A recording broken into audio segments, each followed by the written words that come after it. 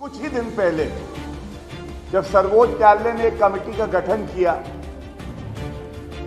तो राहुल गांधी के शब्द हैं, उन्होंने कहा देश की सर्वोच्च न्यायालय को 4-5 लोग चला रहे हैं। इस तरह की अभद्र टिप्पणी करना, और वो भी उस व्यक्ति द्वारा जो रंगे हाथ पकड़ा गया था सर्वोच्च न्यायालय में झूठ बोलने के लिए, राफेल सौदे में, जिसने बेशर्त माफी मांगी सर्वोच्च न्यायालय में और जिसको कहा गया कि आगे से आप जिम्मेदारी का परिचय दीजिएगा, फिर से उसने ऐसी टिप्पणी की। और उसी कांग्रेस को मैं याद दिलाना चाहता हूं जिसने आज पावर पैक्ड प्रेस कॉन्फ्रेंस करी है। ऑगस्टा वेस्टलैंड से जुड़ी हुई, रक्षा समझौतों से जुड़ी हुई जो बड़ी ही सेंसिटिव इंफॉर्मेशन है, वो बिचौलियों और दलालों के पास अगर पहुंचती थी तो वो यूपीए और कांग्रेस की सरकार में पहुंचती थी। जब जब मीडिया देश में मजबूत हुआ है तो चाहे कांग्रेस सत्ता में हो या विपक्ष में हो, उनकी आंखों की किरकिरी बन जाती है। भारतीय जनता पार्टी प्रतिबद्ध है कि देश का मीडिया मजबूत रहे, निष्पक्ष रहे, तटस्थ रहे। और कांग्रेस के कुकर्मों के बारे में क्या कहें, इमरजेंसी लगा के जो अत्याचार मीडिया के साथ किया, जो संविधान का चौथा स्तंभ है, वो कोई भूला नहीं।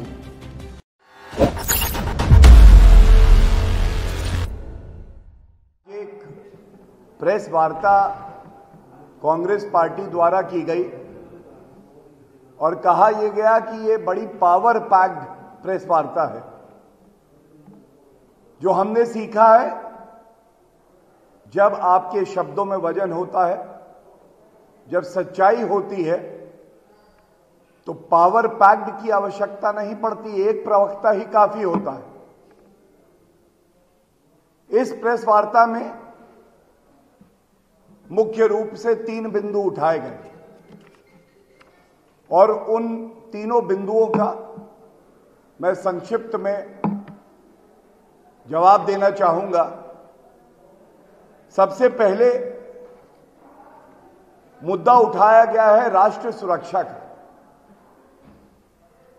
और यह भी आरोप लगाया है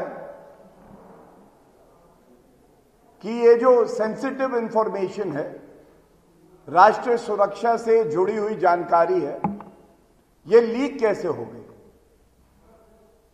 तो मैं इतना ही कहूंगा, जब पुलवामा हमला हुआ, अगले ही दिन देश के प्रधानमंत्री श्री नरेंद्र मोदी जी ने एक कार्यक्रम में स्पष्ट कर दिया कि हमारे वीर जवानों का बलिदान व्यर्थ नहीं जाएगा।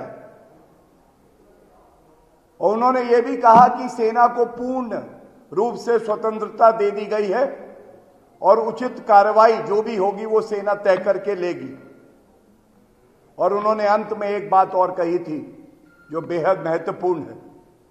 उन्होंने कहा था कि कोई देश अगर आतंकवाद भारत में फैलाता है और जो आतंकवादी जिन्होंने अंजाम दिया इस घटना को, उनको बख्शा नहीं जाएगा और बहुत भारी कीमत चुकानी पड़ेगी। और ये सबको पता है कि जब उरी का हमला हुआ, उसके बाद सर्जिकल स्ट्राइक हुई, ये देश का बच्चा बच्चा जानता था कि देश का नेतृत्व एक मजबूत प्रधानमंत्री कर रहे हैं।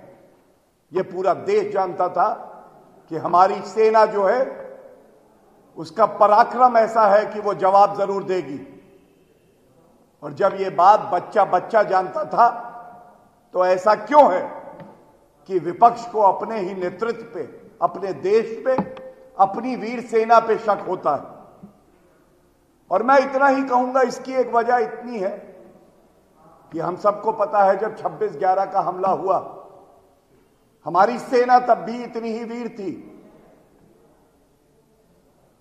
तत्कालीन air chief marshal Fali Homi Major ji ने कहा अपने वक्तव्य में कि हमने उस वक्त प्रधानमंत्री मनमोहन सिंह जी से कहा कि हम पाकिस्तान को सबक सिखा देंगे। लेकिन प्रधानमंत्री जी ने हामी नहीं भरी। यही फर्क है एक मजबूत सरकार में और एक ऐसी सरकार में जिसको निर्णय लेने में लकवा मारा हुआ था। एक बात ये जो कही जा रही है कि जो गोपनीय जानकारी है ये बाहर कैसे आ जाती है। ये वो सरकार है, भारतीय जनता पार्टी वो दल है जिसके लिए देश हित सर्वोपरि है। देश की अखंडता से कभी समझौता नहीं होगा। और उसी कांग्रेस को मैं याद दिलाना चाहता हूं जिसने आज पावर पैक्ड प्रेस कॉन्फ्रेंस करी है। ऑगस्टा वेस्टलैंड से जुड़ी हुई, रक्षा समझौतों से जुड़ी हुई जो बड़ी ही सेंसिटिव इंफॉर्मेशन है वो बिचौलियों और दलालों के पास अगर पहुंचती थी तो वो यूपीए और कांग्रेस की सरकार में पहुंचती थी।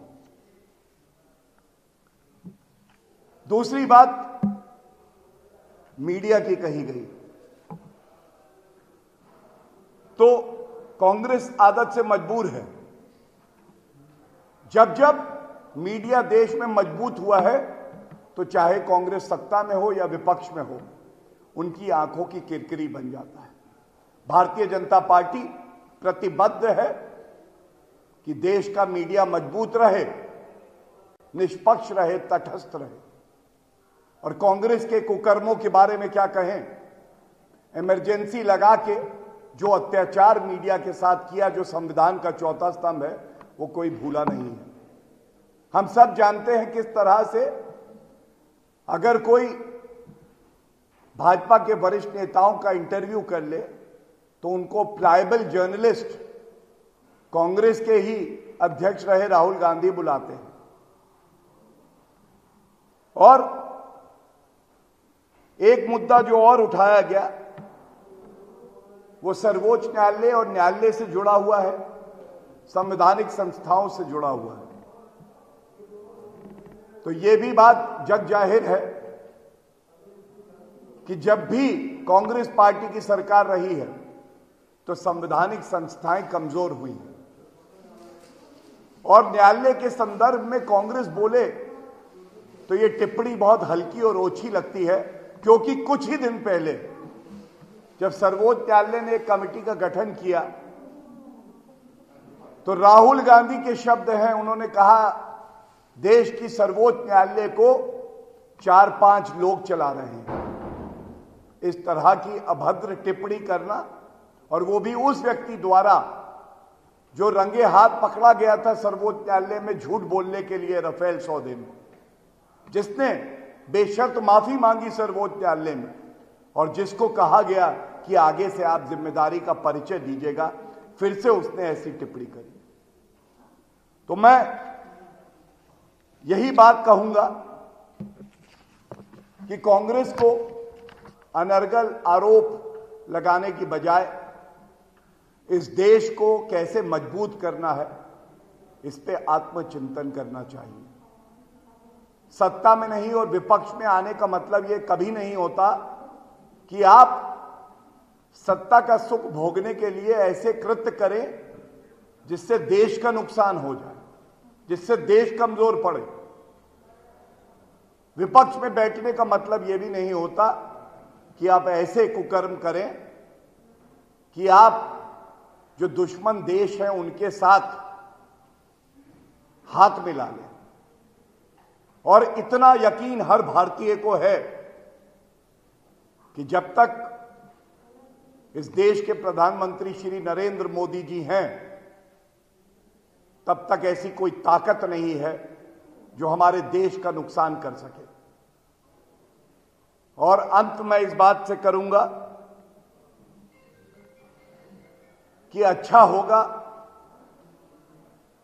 कि ये जो चरित्र कांग्रेस का बन गया है कि चाहे सत्ता में हो चाहे विपक्ष में हो, देश का नुकसान ही करेंगे और केवल सवाल पूछेंगे, तो मैं कहूंगा कल ही की बात है कि जब हमारे राष्ट्रीय अध्यक्ष श्री जेपी नड्डा जी ने कुछ सवाल दाग दिए तो राहुल गांधी जी के पैरों के नीचे की जमीन चली गई। वो कहने लगे कि हमारी पार्टी के राष्ट्रीय अध्यक्ष जो अपने आप में बहुत ही सम्मानित नेता है, कौन होते हैं सवाल पूछने वाले। मतलब सवाल पूछने का हक भी केवल अब कांग्रेस पार्टी को है। ये जो सोच है ये कितनी जहरीली, कितनी खतरनाक है, ये पूरा भारत देख रहा है कि सवाल तो हम पूछेंगे लेकिन उत्तर कोई नहीं देंगे। और इस प्रेस वार्ता के माध्यम से मैं केवल इतना ही कहूंगा कि जो प्रश्न हमारे राष्ट्रीय अध्यक्ष जी ने पूछे हैं सबका तो छोड़ दीजिए, अगर एक का भी उत्तर आपके पास हो तो भारत की जनता के समक्ष आइए और उत्तर दीजिए। बहुत बहुत धन्यवाद। अगर आपको हमारे वीडियोस पसंद आए तो प्लीज लाइक करें, सब्सक्राइब करें और शेयर करें।